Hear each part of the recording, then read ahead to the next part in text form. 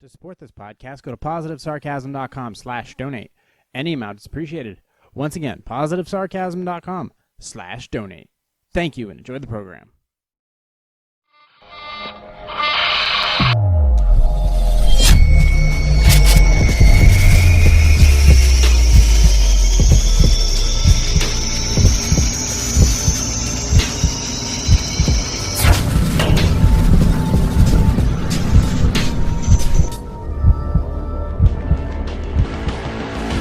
Jay here, positivesarcasm.com, recorded here from the Spare Parts Studio. Happy Wednesday, everybody. Find me on all social media. Check out my YouTube channels, Positive Sarcasm and Positive Sarcasm Podcast. Once again, recorded here from the Spare Parts Studio. You want to donate to this podcast, you want to check things out, you have questions, concerns, or comments, go directly to my website, positivesarcasm.com, or you can email me directly, positivesarcasm@outlook.com. Had to re-record, had some quick issues. I thankfully got in and out in 15 minutes, so I cut out some article that I ended up being bullshit to me. Okay, so furthermore, good news is Halloween is on for my region, so I actually get to do trick-or-treating for the kids this Halloween season. Could be the last Halloween ever, who knows, and it's the last Halloween I'm having in this town. So I look forward to giving candy to the kids. I can't wait to wear my cyberpunk outfit. It's going to be freaking blast.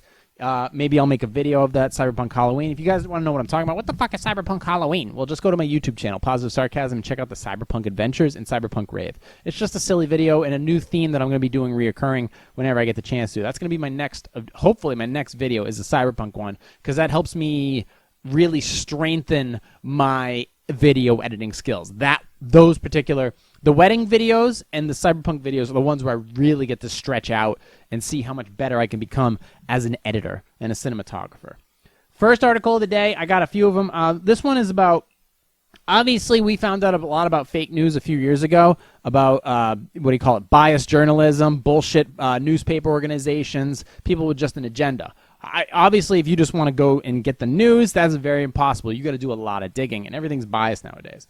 So Verizon is Verizon. They're making a smart move, and according to MarketWatch, they're said to be looking to unload Huffington Post. Huffington Post is notoriously one of the most dog shit, fucking terrible news gathering papers in the world. Owned by that dumbass Arianna Huffington. Here's the article. It said quietly scrambling to unload it because apparently they're losing a lot of money. The telecom giant, which acquired the site as part of a $4.4 billion purchase of AOL in 2015, has approached multiple digital media companies during the past few months in a bid to get the property off its books because the losses accelerate due to the coronavirus. So a lot of these companies like AT&T and Verizon and a lot of other companies are trying to ditch they're right now, it's part of a contract and things like that, but they're trying to get rid of these, just anything that can help them liquidate their assets so that they can go through any potential losses for Q4, a potential stock market crash. So right now these companies are trying to streamline their processes the best they can so they can move forward into the uncertainty that is going to be the next couple years for sure. I mean, shit, Disney just laid off, 28,000 employees? That's insane. It's because of the fact that California fucking sucks in every way, shape, or form now. There's no reason to live there. So, obviously, if you can't open Disney, you can open Disney World, but you can't open Disneyland. Well, guess what? They got to go. In order to keep one up and running, you got to get rid of the other. So if that's closed, they got no choice. So it's not Disney's fault. They wanted to open a Disneyland, but they can't. So what's the point? So in order to keep the Magic Kingdom alive, the other one's got to go away. So that's the end of that. But as far as Verizon, yeah, they're trying to stay competitive. They offered me some decent rewards during the original lockdown. A couple extra bucks off here, a couple extra bucks off there. They allowed me to keep the plan that I have in place right now, which isn't really that expensive because I don't use a lot of data. And then they have those monthly Verizon up rewards, $3 off at Petco. Yay! Well, I got a dog, so that's kind of useful to me. So that's kind of nice. I got that going for me. But as far as they're trying to streamline some of their streamline and get shit off their books. And as far as Verizon, yeah, Huffington Post, that's a great plan. And I don't care if, I would prefer if the Huffington Post just died a horrible fucking death, and maybe that's the case. But as far as what Verizon's doing, they pitched the property to prospective buyers, including Thrillist owner group 9 Media, Rolling Stone publisher Penske Media Corp. Rolling Stone's kind of garbage too. Bustle Digital Media, J2 Global, a bunch of whatevers. Vox Media, which owns New York Magazine and operates news and political site. Vox as well as tech news sites, blah, blah, blah. This is mostly market talk right now. It's just like, who are they offering them to? Who's going to buy them? What is the actual valuable asset that's within the Huffington Post? They don't have any proper news gathering capability. They're extremely biased, and they're not even based in the United States. So what value do they have, if any? I'm just curious. Like, is there any department within them that is worth acquiring? And right now, I don't see that. So let's see. But close to Vox, while acknowledging they have taken a look, they're not interested in buying the property. This thing loses so much money. A digital media executive with a knowledge of financials said it's such a mess. I wouldn't touch it with a 10-foot pole. I don't know there's any way you can make money. People briefed on the talk said Verizon, headed by CEO, blah, blah, blah, appears to be seeking to offload Huffington Post to a buyer, willing to take a knife to the site's high operating expenses, a potentially daunting process that would require going head-to-head with the site's union and enacting massive layoffs. Jesus Christ. Oh, so they got a union. Yeah, that's a fucking nightmare. While Huffington Post brings in $45 to $50 million a year in revenue, its annual expenses are between 60 and 70. Two sources said, and with advertising slammed by the pandemic, it will likely bring in $40 million this year. Let's see. Verizon is looking to maintain a minority stake, but does the dirty work. So, yeah, at this point, who knows who is willing to actually take that on? If you have to fight a union, you essentially have to lay off the entire union. And then there's lawsuits after that, and it's just a long legal pain in the ass in order to break even. So is it even fucking worth it? Or do you just mark down the loss and just take like a giant, just dismiss the entire Huffington Post and just call it a day? Somebody may be willing to buy it, but it's going to be at a huge ass discount. And then they got to go ahead and fire the entire union in order to get it going again. So that's one of the things that's going on there as far as Verizon. But yeah, a lot of these news organizations need to go away. They need to go away big time. BuzzFeed needs to die. HuffPo needs to die. A lot of these news organizations need to die because all they're doing is just making people sick. They're making people sick in the head with misinformation, and just they're amplifying all the garbage that's out there. Granted, there's plenty of garbage out there, but they're just amplifying the shit out of it in order to generate revenue and push their own agenda. And it's not good. It's not good. I would honestly rather just hear the truth, but, you know, truth is a hard thing to find. And I've said before, the most expensive thing you could ever buy is the truth. And sometimes it's not worth the cost you pay. A lot of times it's not. But in order for you to make the best decision on your own behalf, that's what you got to do. I'm certainly a perfect example of that.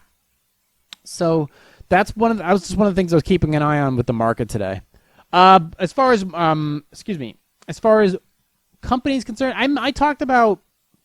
Did I mention? Yeah, on Sunday Leftovers, I talked about the whole. I did talk about the Rogan thing, about Spotify employees not liking his content and threatening to strike if they didn't get to censor his content or put disclaimers on it or edit entire episodes or not air them in general. You know, it's basically the employees of Spotify who make on average $100,000 a year versus Rogan, who makes over $100 million in his contract plus everything else that he makes on top of that. So how companies some are wilting against the freaking extreme stupid viewpoints of these snowflakey bitches, and then there are some companies apparently that are not. Like right now, the CEO of Spotify is not backing down. He's standing by his acquisition of, not acquisition, but the exclusivity of the Rogan podcast. So apparently, even if the Spotify employees strike, he's not going to budge, which is fine because fuck it. He would love to just fire those employees off and, you know, clean up his books per se. Well, it appears from what I read this morning, I don't know how I missed this one. probably because it happened yesterday, that there is a company that's about to go it's about to go public, and public is also known as an IPO, and it's by Coinbase. Coinbase's CEO apparently raised a fury. So I'll go through this before we get to Q&A today.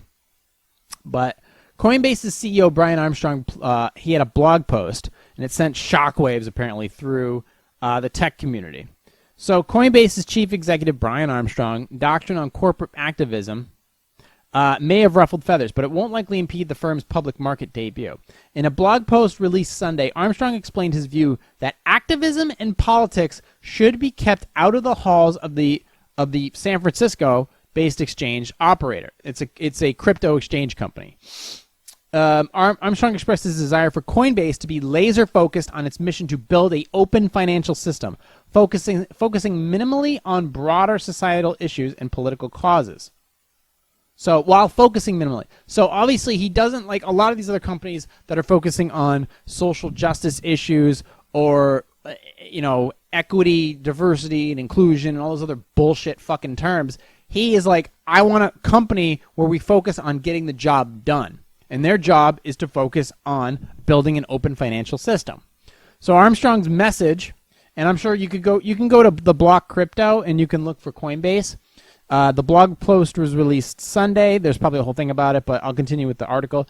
Armstrong's message was met with cacophony on both support and opposition in the world and beyond. Some praised the former Airbnb executive for attempting to cultivate an ideologically inclusive environment.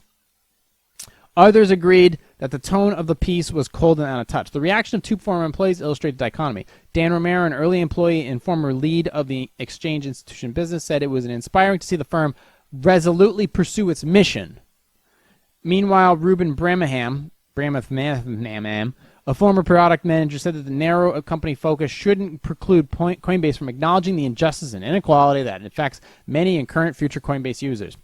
In any event, several former employees and executives in the digital asset market questions whether the controversial blog post would be an impact on the company's upcoming public offering.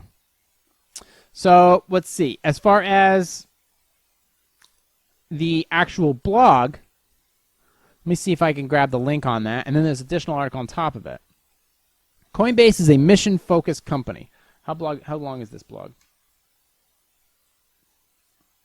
It's pretty fucking long, so let me see. What does he say? There's been a lot of difficult events in the world this year. Everyone is asking the question how companies should engage in broader societal issues during this difficult time, while keeping their teams united and focused on the mission. Coinbase has had its own challenges here, including employee walkouts. I decided to share publicly how I'm addressing this in case it helps others navigate a path through these challenging times. In short, I want Coinbase to be laser focused on achieving its mission because I believe this is the way that we can have the biggest impact on the world. We will do this by playing as a championship team, focus on building and being transparent, I hate that word, about what our mission is and isn't. Play as a championship team. During difficult times, I think it's important to go back to the guideposts we've established, like our culture, doc, mission, and values. Be company first. Putting the company's goals ahead of a particular team or individual goals. Act in service of the greater mission. Default to trust. Focus on what unites us, not what divides us. Sustained high performance. Compared to a family where everyone is included regardless of performance, a championship team makes a concerted effort to raise the bar on talent, including changing our team members when needed. So, meritocracy. So, let's see. Let's continue on. Through this lens, we start to have a glimpse of solution. A championship team wants to win. There's a picture of the Chicago Bulls, by the way.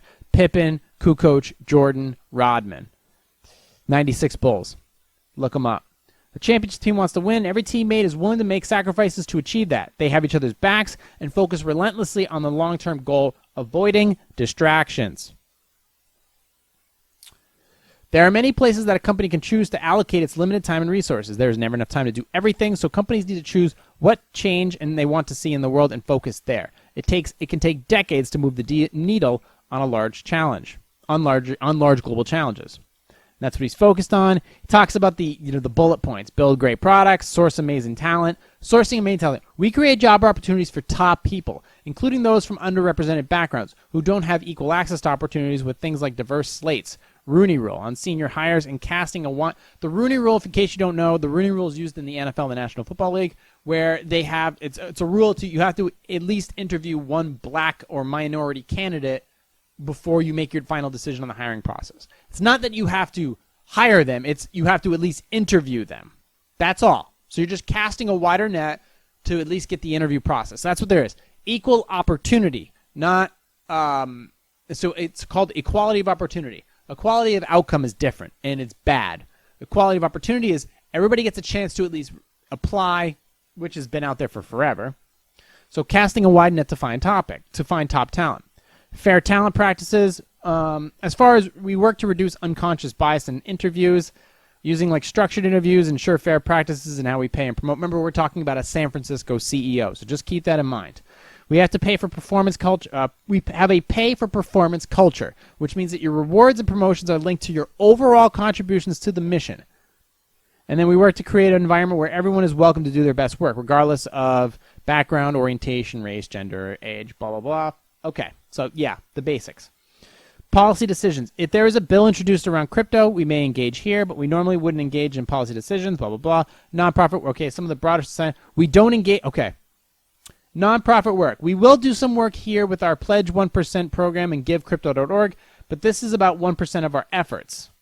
We are a for-profit business. When we make profit, we use that to hire more great people and build more. We shouldn't ever shy away from making profit because with more resources, we can have a greater impact on the world.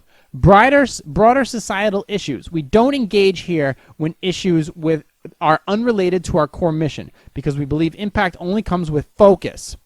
Political causes. We don't advocate for any political causes or candidates internally that are unrelated to our mission because it is just a distraction from our mission. Even if we all agree something is a problem, we may not all agree on the solution.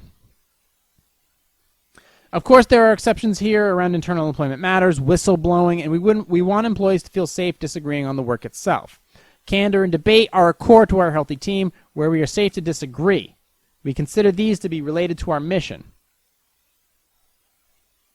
It's pretty, not bad. You know what? Not bad. I mean, it goes on for days. I realized at some point that many employees were interpreting our mission in different ways. So he continues to go, obviously, I see how I can be like, okay, we clarified this new agreement and some new internal and communication guidelines that we published in the last month. But in summary, it says this: we won't debate causes or political candidates internally within the company, expect the company to represent our personal beliefs externally, assume negative intent, or not have each other's back, take on activism outside of our core mission at work. That's what they won't do. We will fight to get on the same page when we have differences, support each other and create team cohesion, assume positive intent, put the company's goals ahead of our team's or individuals' goals. Conclusion. These are difficult times, and every CEO I know is trying to figure out how to lead through it. Of course, employees should always feel free to advocate around issues of pay, conditions of employment, or violations of law, for instance. Hopefully, the above sets some clear guidelines. All right. So, and then he gives the company website if you want to work for the page, blah, blah, blah, blah, blah. So, he's obviously focused on do the job. We don't give a shit about the social issues per se. It's more about we want to create a successful, high-profit company, and we're gonna launch our IPO very soon. Where I kind of get along with the idea of, hey, he wants a big company, he wants it to be strong, he doesn't want to stray away from, because when the moment you start straying to other things, you start getting involved with other social shit, it takes resources away from what you're trying to accomplish. Well, apparently that was not met with all fucking sunshine and rainbows. So apparently some people were pissed off about it, and it led to a response by the company's CEO. So basically, like Spotify said, we don't want Rogan's content. We want to moderate it. We want to censor it. We want to do all kinds of stuff. Yes, I'm grabbing for more coffee. And Spotify's CEO said, yes, we're listening, but at the end of the day, we're not going to touch Rogan's content. For a lot of legal reasons, they probably can't. Now, CoinBase took it kind of a step further, and this is kind of humorous. So, this was just posted. It's about a 2-minute read. Oh, by Frank Chaparro. This is also from the Block Crypto. So the huge headline is Coinbase offers exit pass package for employees not comfortable with its mission. This is something that I think a lot of companies should start doing instead of fucking cowering and putting diversity clauses and all of the bullshit. Or either way, you have a company, it has a goal, and it needs to make money. You don't like it, get the fuck out. They did it as a soft landing, though. This is kind of nice. So Coinbase offers an exit package for employees not comfortable with its mission. Coinbase CEO Brian, so we talked about the blog. I perused through it. And it's about saying the company intends to keep activism and politics separate from the business. The firm is now providing a new exit package to employees that are uncomfortable with its stated mission. So Coinbase is offering, I'll read this in depth. It's offering a package to employees who want to exit the company after release of the blog post from its CEO outlining what the crypto exchange operator will take on an apolitical mission. Great. Coinbase CEO Brian Armstrong, who penned the controversial blog, I don't consider it controversial. It's more of a mission statement saying, hey, I have a fucking company. I don't want to run it like this. You don't like it, get out. But it will focus mainly on Instead, it will provide employees with a package to leave the firm if they don't, quote, feel comfortable with the new direction, according to an internal company email reviewed by the blog. In a blog post released Sunday, Armstrong explained why the firm should be laser focused on its mission to build an open financial system while focusing minimally on broader societal and political issues. And, okay. Airbnb engineer attempting to curb and cultivate ideologically inclusive environment. Others argue that the tone of the piece was cold, not a touch. I already said that. As for the severance package, Armstrong is offering employees keen on leaving as much as 6 months of severance and a potential 7-year option exercise window. So here's the passage from the email. The package we're offering to anyone who doesn't feel comfortable with the new direction is as follows. 4 months of severance for employees with less than 3-year tenure. 6 months severance for those who have been here for more than 3 years. 6 months of COBRA, which is a unemployment healthcare package. And then 7-year option exercise window. So if you've been here for less than 2, even if you've been here for less than 2 years, pending a final board approval, if you're not sure what this is, you can read more here. Okay, so a 7-year option exercise window. What is that? Okay, blah, blah, blah, blah. All right, well, it doesn't, okay, so that's an actual picture. I actually can't click on it. So, and it's an option exercise window. So maybe you can opt to come back after 7 years. But they're offering a severance for employees for 3 to 6 months. And then underneath it says, it's always sad when we see teammates go, but it can also be what's best for them and the company. As I said in my blog post, life is too short to work at a company that you aren't excited about. Hopefully this package helps create a win-win outcome for those who chose to opt out. Armstrong added, if you're interested in speaking with HR about this package, not committing to take it, but just beginning a discussion about it, please fill out the form. Someone will reach out to you shortly. Your conversation will be confidential with HR unless you choose to include your manager. If you decide to proceed, HR will provide you with a separation agreement and work with you on your last day.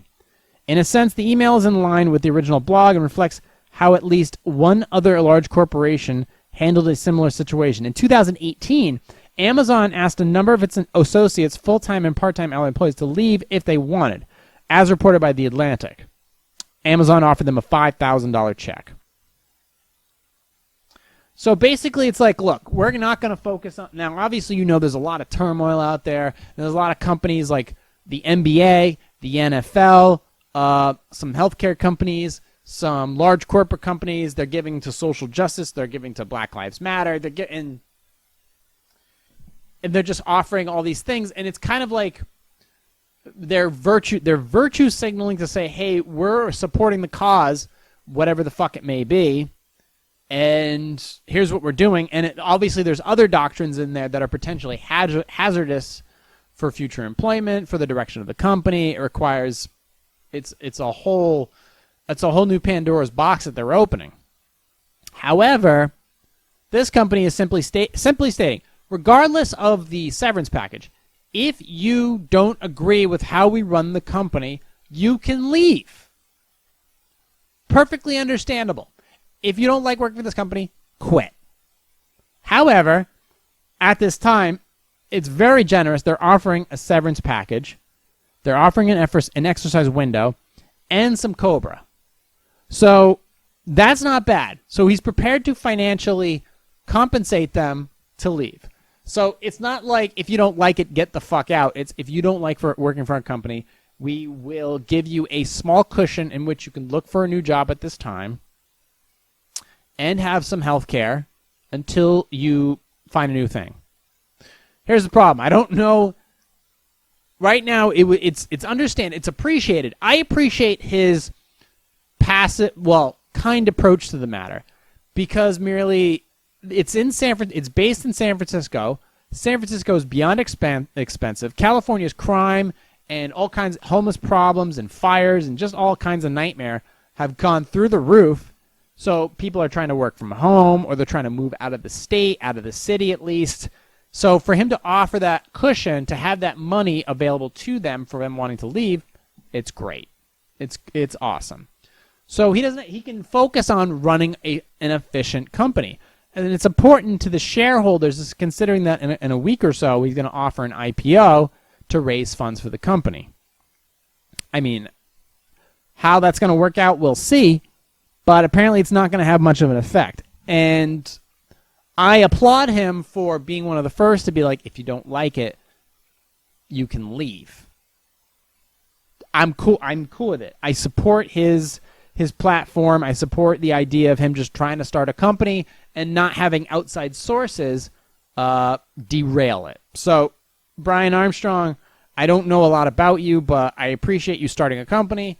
I appreciate you being laser focused on starting the company, and whatever our differences are, hey, you know what? This is something that we can agree on, and I hope this is a trend that sets the standard for other companies as well. So kudos to you, my fine sir. So there's that. I think what we'll do is we'll go straight to Q&A. Once we finish Q&A, we'll close up shop. So if this is a 45-minute podcast, so be it. So there we go. So let me just go ahead and get to Q&A. I really just wanted to focus on that because I think that's super important because right now all kinds of companies are doing this right now. You'll scroll to the bottom of just about any website that you shop at or a company you look at, and you see something called diversity and inclusion. And you'll read that. And it's like, look, every company in the U.S. has a specific employment thing. It's called, equal opportunity employment. Okay, every company has that. It's been around forever. You'll be considered. You can apply regardless of this, that, and the other thing. We already had that. Now this other stuff is new legal speak that is just going to create a whole new paradox of nightmares. And he's just like, look, we're not focused on that. Our focus is the company and the company alone. And if you don't like it, for now, we're going to offer these packages and you can go on your way. And we can run a tighter ship. Very smart on his part. So Q&A is as follows. Once again, if you want to support this podcast, go to positivesarcasm.com/donate. Any amount is appreciated. I don't do Patreon. If the podcast and the Sunday Leftovers podcast are free and viewable on my website, positivesarcasm.com, under the podcast. So go ahead and subscribe to my RSS feed anywhere where podcasts are available. I also got to change, since I heard that Google Play Music is ending, I'm going to go ahead and change on the top of the website, on the top left-hand corner, there's a Google Play Music icon. I'm going to probably change that to iTunes or another RSS icon, just because I'm trying to stay on point. I'm also enjoying the customary hip-hop poetry minute that I do every Sunday, so I'm going to continue doing that. This week I did Missy Elliott. You can go ahead and check it out on my Instagram and my Facebook and my YouTube channel. So here we go here we go. Dig Q&A. Should I spread the word that my sister is faking cancer to scam people on GoFundMe? When I was a kid, a family we knew had a daughter with leukemia. She had chemo, lost her hair, and got an exception to the school's no hat policy so she could cover her head. Okay. Everyone at the school was supportive, and there were a couple of fundraiser things that other parents organized for their benefit. Fast forward, I'm at college and living in a different city than my family. Sister had graduated high school, but I guess didn't want to go to college and still lives with my now divorced mom. Last Christmas, I came home for a visit and was surprised to see that my sister had shaved her head. Mom, sis, and I went out to dinner one night, sat in a booth, and a little kid in the next booth poked her head over and said, "Why don't you have any hair?" Her parents immediately grabbed her, but my sister said it was okay, and then went on to explain that people who are being treated for cancer lose all of their hair because of chemo. The kid's parents apologized and offered to buy our dinner. Then the kid pipes up again, "Why do you still have eyebrows?" The parents apologized again and GTFO, got the fuck out. But not before they pay for our food. Meanwhile, the mom is pretending she hasn't heard any of this. So, their mom. So I asked my sister if she has cancer, and then starts going on and about how she wants to support people with cancer. But when I point blank asked her if she herself has cancer, the answer was no. That night she shaved off her eyebrows. So she can shave off her eyebrows if she wants, I don't care. But yesterday I was chatting on Discord with an old friend from my hometown, and he asked me how my sister was doing. I gave some snarky answer. My friend came back with, "How can you be so mean when she has cancer?" Apparently, she has been telling people that she has cancer and asking for donations to her GoFundMe. I told him that can't be true. He has sent me a link to the GoFundMe. She has raised about $500 so far. I called my mom. She confirmed that my sister does not have cancer, but she does talk about it all the time. I guess my mom just ignores it somehow. I don't want people in my hometown getting scammed. Jesus Christ. Listen, first of all, it's fraud. What your sister doing is straight up fraud. She can go to jail for this. She's not going to go to chemo. She's going to fucking prison. She's going to pay a severe fine. And and listen, HIPAA privacy laws don't mean shit anymore. Anybody can find out anything if they really try. So the fact is she has to, number one, not withdraw any of the money from the GoFundMe and close it up. If you want to protect her at all costs, you have to get her to stop it, and that's it. Because if people find out that she doesn't have cancer, it's going to be a big deal. Patreon or GoFundMe or whatever will shut off her account and report the incident, and then it's a huge thing. I'm not sure if it's a federal crime, but it is a crime. So she has to stop, because look, this is like reporting something to HR. Once you report something to HR, it's completely out of your hands at this point, and anything can happen, including termination of employment. This gets reported to anybody. It's a crime. It's fraud. And she can go to jail. She will be prosecuted. She will be shamed. So the best thing for her, if she wants to save her skin in any way, shape, or form, she should close down her account now and say it's in remission and just grow her hair back and just be done with it. I mean, and minimize it with the minimal amount of lying necessary in order to get out of the situation. Or you can't save her. And you can just simply say, "I can't comment." Because at the end of the day, it's going to come back on her. Legally, you need to protect yourself as well. So if there's any type of aiding and abetting, or if you're an accomplice simply by not opening your mouth about the situation, you have to protect yourself. And your sister's a bitch for doing this, first of all. Yeah, absolutely. This is a horrible way of doing things. And yeah, she can absolutely legally be held liable, if not criminally. So she has to knock it off, and you have to protect yourself. And shame on your mom for not doing anything about this, just being passive about it. That's a shit thing. You know, all of you are potential to be shitty human beings for this. Your sister being the ultimate shitbag overall. And I don't know why your mother hasn't said anything regarding her, quote, knocking it the fuck off. So if she doesn't stop it, you have to protect yourself, even if it is screwing over your sister. How can I tell my boss I don't want to spend literally the entire workday on Zoom? My boss has announced that while we're working from home, the entire company will be spending the whole workday on a Zoom call with video. He framed it as being for our benefit, useful for establishing a work-life balance, and so we can see our coworkers and feel like we're back in the office. But plus, it's supposedly so we can ask questions without having to take meetings. While we are a small company, most of the people I work with already worked in another location before we went remote, and none of us do similar work. I can think of no world where this is helpful or anything but highly distraction. But don't worry, we are still allowed to have bathroom breaks and get snacks. Wow, thanks so much.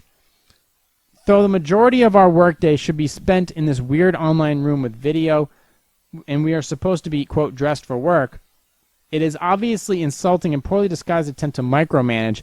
It's especially frustrating because during this time I have taken on additional responsibility and my output has increased. I find this demoralizing to a point that I've started job hunting. However, my last job was short, and I don't want to look flightly, and I'm also aware of getting a job during the pandemic might be hard. Can this be resolved? I don't know if it can be resolved, but I'm not a fan of the thing. I'm definitely not a fan. They need to reconsider because it will cut into your personal life. I understand that getting to work remote is a privilege. It is absolutely a privilege. To be able to work remote definitely has its conveniences as far as not having to drive somewhere, not having to deal with assholes in the office. Do I agree that you should dress up just to be in that mode? Yeah, for sure. Why not? But the fact is that having a Zoom, that eats up a lot of data. And yeah, it is micromanaging at the high. It's definitely micromanaging. And companies, large corporate companies, are definitely turning on the micromanaging things a little bit too much. And I think it's important.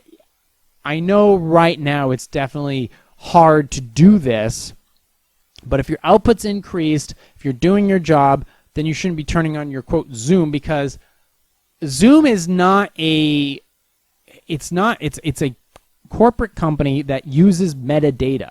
So, and they have corporate hacks all the time. So every program that you have opened and over a cable network can be accessed by parties that you don't want them to be. And them being able to hack your Zoom is another thing as well. This is, not only is it micromanaging, it's also dangerous.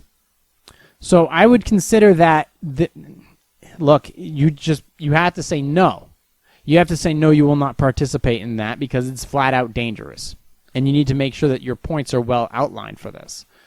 And if it's not, then yeah, you have to this has to be a chopping point for you to get out. Like this is a breaking point, for you to be like, I'm leaving. This is not a good thing to do. I need to get the fuck out of here and start doing that. That's all. They'll look at it as insubordination if you say, no, I'm not doing it, but it's not safe. It's not a safe thing to do. So yeah, you need to get out of there. You're not an asshole for that, so I completely understand where you're coming from. Just make sure the next company you go to is not going to incorporate the same thing. Anyways, even in an office, you can find private time. Next Q&A. How can I tell my friends their public displays of affection should be classy, not gross and slutty? My wife and I are happily married over 20 years. We have our question about how to handle an issue with some friends of ours. Jake is 56 and Lucy is 52. Ooh. Both Jake and Lucy are getting divorced after having been married to their exes for over 25 years each. Jake had a very poor sex life during his marriage. Jake and Lucy have been dating for a couple months now. They are very into each other. My wife and I think it's great, but we are both uncomfortable with their behavior. Lucy shares far too many intimate details with my wife about her sex life. My wife says it makes her feel uneasy. Jake does the same thing with me, but it's a much lesser degree. Another problem is that they are all over each other like slutty teenagers in public. It gets even worse when the four of us are hanging out in our backyard. We totally support PDAs, but when done in class, but we draw the line at borderline sex acts in our kitchen right in front of us. When the four of us are conversing over a bottle of wine, PDAs should be always classy and not gross and slutty. Do you have any advice about? Okay, so yeah, I get it. Look, they're kind of in the honeymoon type of phase in the beginning of their relationship. They're exploring things new. This most likely will go away, or at least lower to a lesser degree. You just keep, and they're just letting it be known that they're in love for some reason. For some reason. What the fuck's the matter with me? I'm not with it today. However, if you feel like it's maybe too much, maybe don't hang out with them as much. Just, that's all. You just don't be like, listen, we're glad you guys are together, but you guys are just all over each other, and it's kind of like, well, it's killing the red wine for damn sure. So can you just chill out a little bit? Look, if you're just being honest with your friends and they can accept that it's okay, and you're supporting them with their new relationship, you're not fucking turning a nose to them. So I get where you're coming from. It can be uncomfortable, and it can kill the vibe in the room. It can kill the dinner. It can kill the conversation. And yeah, if they're being fucking teenagers, then yeah, you can jokingly say, "Hey, you guys, would you fucking chill out? Jesus Christ, we just cleaned the kitchen counters. Can you chill?" So I get where you're coming from. You're trying to find the word of classy. I understand what you're saying, and I agree with you. Next Q&A. We might close up shop right after the Q&As, just to let you know. So, well, hey, that's how it is. So, anyways, moving on. Should I threaten to break up with my boyfriend even though I rely on him financially to avoid working? Okay. Boyfriend and I have been together for 9 years and engaged for 4. I had to beg him to propose, but he seemed happy about it. But anytime I bring up wedding planning, he brushes me off and says, we'll talk about it later. He's been doing this for 4 years.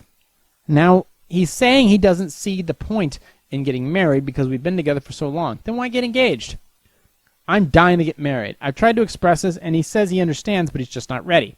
I think the next step is an ultimatum, because I'm pretty sure he'll choose marriage over breaking up. This is how he proposed. Part of the problem is that his best friend Matt is constantly in his ear telling him not to marry me so they can stay bachelors.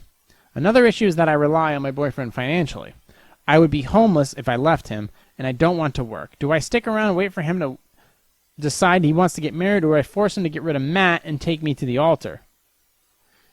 Lady, first of all, get a fucking job. If you're not taking care of kids, you have no kids, so what's your excuse? Go get a job, go start a business, go do something than relying on him. He understands that. Look, I think this kid gets it. I think he's smart. He's waiting for you. Obviously, he's kind of a pussy in the fact that he's kind of he's like waiting on you to kind of close up shop, but he gets it now. Like, look, if I marry this chick, she's not going to work. She's going to continue to sit on her ass and not do anything. If I marry her, if something goes wrong, I'm on the hook for a third. So I'm going to have to pay her a third and the fucking lawyer a third. So in either way, I'm paying half. So he gets it. He doesn't want to marry you because you're going to be a cash cow. Or something. She's his cash cow. Or something like that, right? Either way, okay, let me rephrase this. If he gets divorced, he's fucked. And I think at this point, it's not that she should get rid of you. She should get rid of him. He should get rid of her. Don't marry this chick.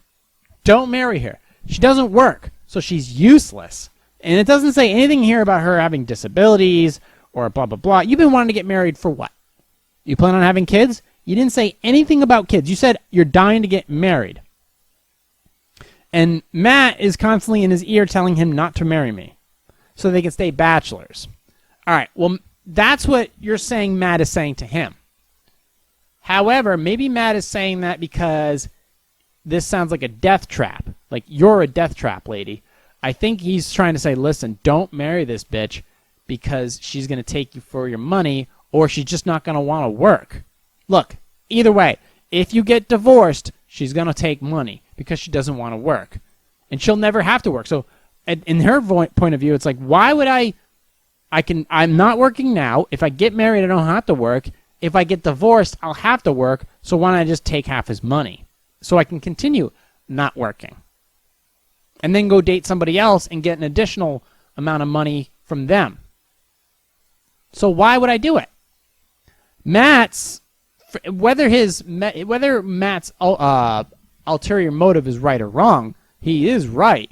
Lady, you are significantly the problem because you're not willing to work, and you're going to take this guy for whatever it is once you guys get married. And you're going to, he's going to have to flip the bill. Your boyfriend, whatever his name is, dude, do not marry this woman. She is a death trap. She is, there's nothing good that can come from this dude. Run. Kick her out of the house, too. I don't care if she's going to be fucking homeless. That's another thing.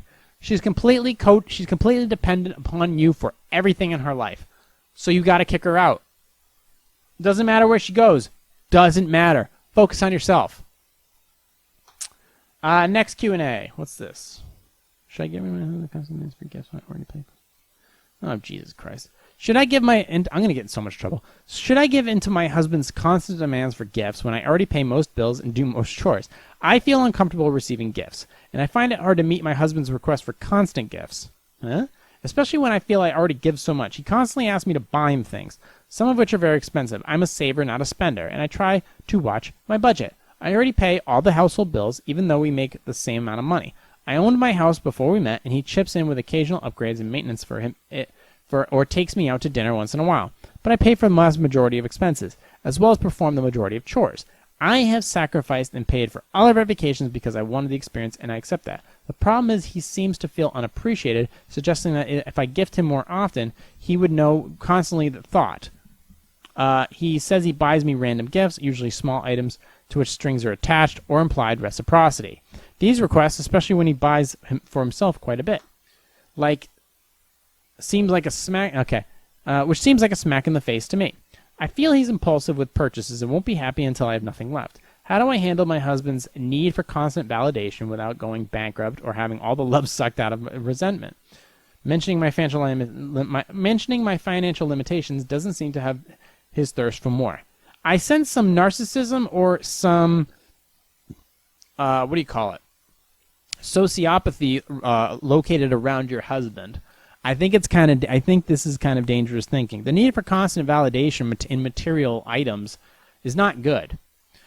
The way I see it is I generally don't ask for anything. I would prefer to shop for my own groceries. I buy everything myself. I don't ask for anything. If I ask for a loan or anything like that, everything gets paid back. But I don't want anything from anybody. So if I want something cool for myself, I'll buy it for myself. That's it. So I think you should just consider, just fucking sitting down and being like, listen, I don't like this material request bullshit when I pay all these bills. And I'm just going to go with the fact that I'm going to just assume that you're being truthful, unlike the last chick I just talked about you pretty much being not only the breadwinner, but the bread buyer. So, yeah, that needs to be brought up because there's something obviously wrong here. We got more Q&A. How did forgive me for declining her furniture store offer to pay for her storage fees? And, okay, it's the last one. Okay.